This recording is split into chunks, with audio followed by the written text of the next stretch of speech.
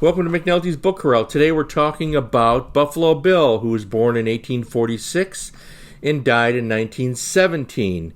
His autobiography, The Life and Adventures of Buffalo Bill, was published, I believe, in 1879 or thereabouts. And that's the book we're talking about today. Now, this copy is the commemorative 1917 edition that was published shortly after his death in that year. And thank you to my friend Nick for bringing this over to me. I did not have any of the early hardcover editions of Buffalo Bill's autobiography in my collection, so a tip of the hat to my friend Nick for doing that. And the question often comes up, is it accurate? I think it is, actually. Buffalo Bill is unfortunately one of those fascinating American historical characters who has suffered at the hands of negative revisionism.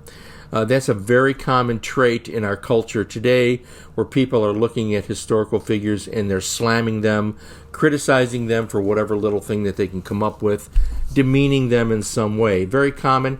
That actually went on during Buffalo Bill's life. He was a controversial figure, I think because he was a larger-than-life figure.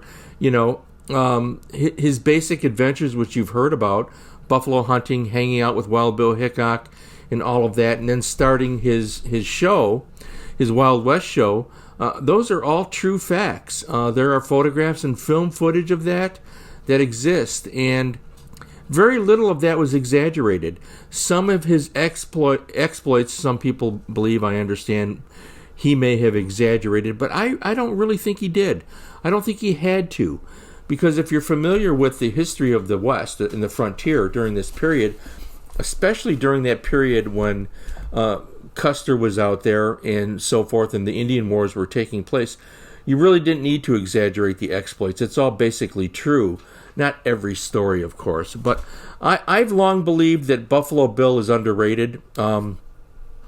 And he's been unfairly demeaned by certain historians and critics and so forth. And let's face it, what do critics do for a living? They criticize. That's all they do. They're not writing critiques, which is where criticism originated from. It came from writing a critique. They don't write critiques anymore. They just look for reasons to be negative. That's the state of modern criticism for the last 75 years. So anyways, this edition is from 1917. This is the commemorative edition that my friend Nick gave me, and it makes for fascinating reading. It is both illustrated, and there are photographs, I believe, in here, too.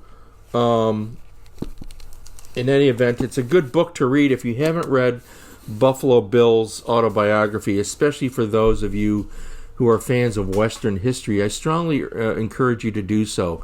This is basically from the horse's mouth. This is what he said happened. We can debate a fact or two here and there. Every storyteller likes to exaggerate a little bit.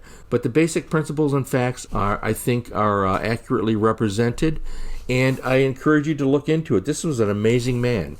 So that's my recommendation for today, is The Life and Adventures of Buffalo Bill by William F. Cody. Stay well, everyone.